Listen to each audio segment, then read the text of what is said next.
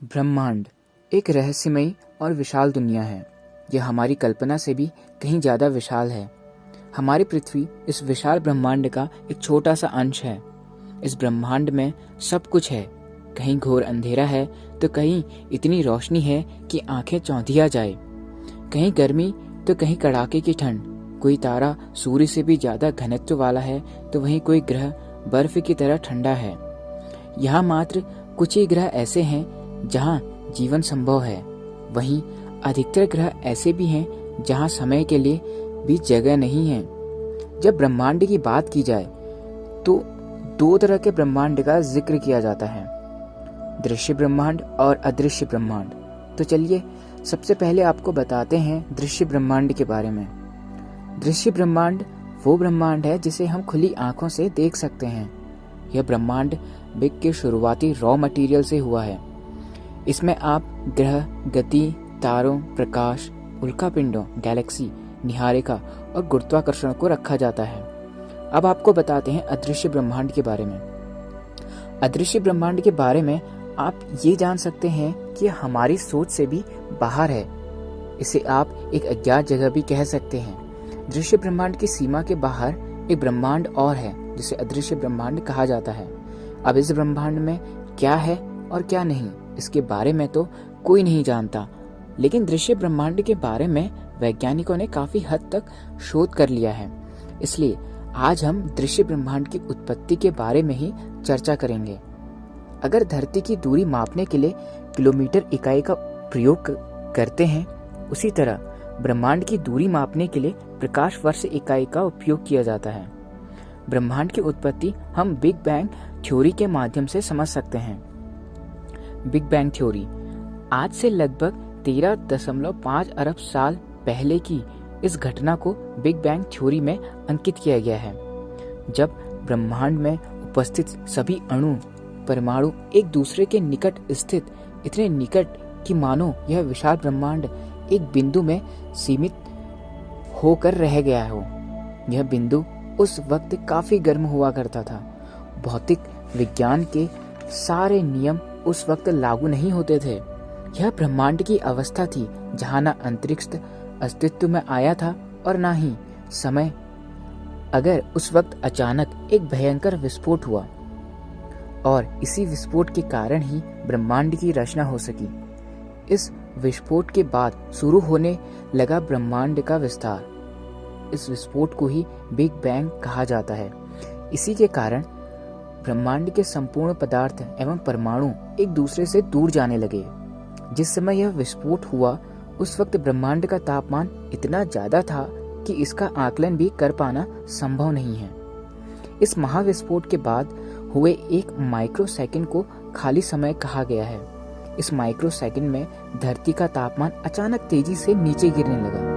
एक माइक्रोसेकंड के पूरे होने तक ब्रह्मांड 10,000 अरब तक हो गया।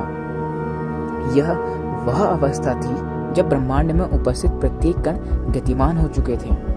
पदार्थों की इसी अवस्था को ग्लूओन प्लाज्मा कहा जाता है। ब्रह्मांड का विस्तार होता रहा और उसके तापमान में गिरावट होती रही। इस महाविस्फोट के बाद लगभग 3,80,000 सालों तक प्लाज्मा का विकास चलता रहा।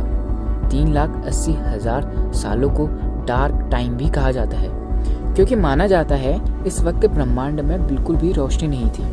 हालांकि यह सामान्य सी अवधारणा है कि किसी भी विस्फोट के बाद तेज रोशनी होती है, मगर जिस वक्त बिग बैंग विस्फोट हुआ उस वक्त अत्यधिक गर्मी होने के बावजूद भी घना अंधेरा था, जिसके पीछे कारण यह बताया जाता है कि उस वक्त तक अणु का निर्माण नहीं हो पाया था और अणु के बिना रोशनी उत्पन्न नहीं हो सकती।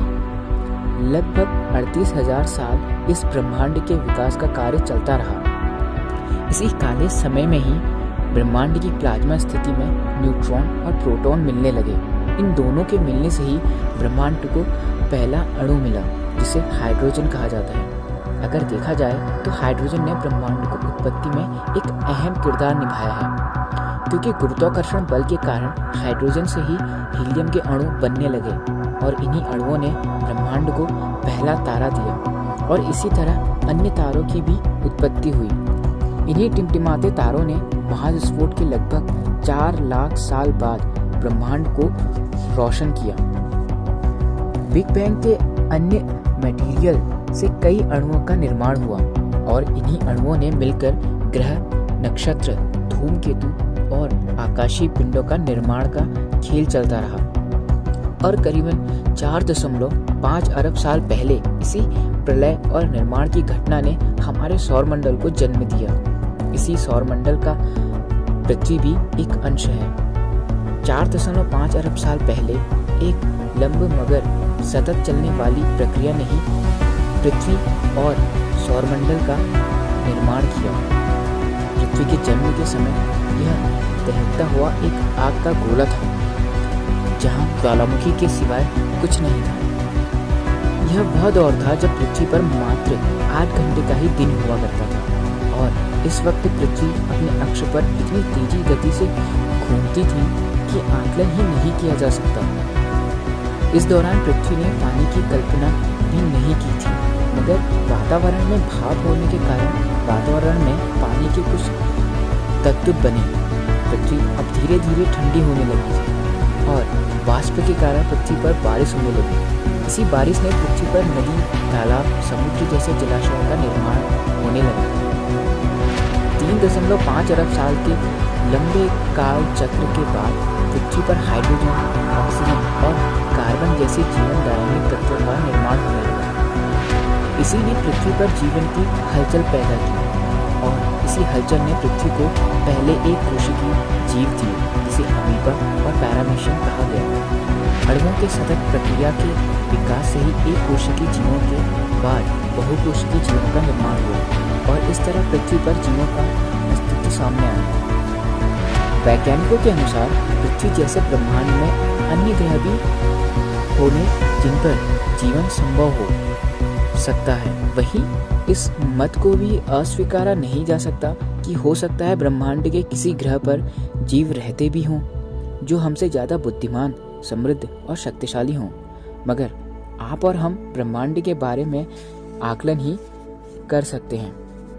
कोई भी प्रामाणिक रूप से कोई बात नहीं कह सकता। ब्रह्मांड अनंत है। ब्रह्मांड का एक नियम है, जो बना है वो मिटेगा। इसी नियम से कहा जा सकता है ब्रह्मांड का भी विनाश निश्चित है। बुकलेस ज्ञान की आज की वीडियो में बस इतना ही। आपको वीडियो कैसी लगी हमें कमेंट बॉक्स में ज़रूर बताएं। चैनल को सब्सक्राइब करना ना भूलें ताकि आने वाली हर वीडियो की नोटिफिकेशन आप तक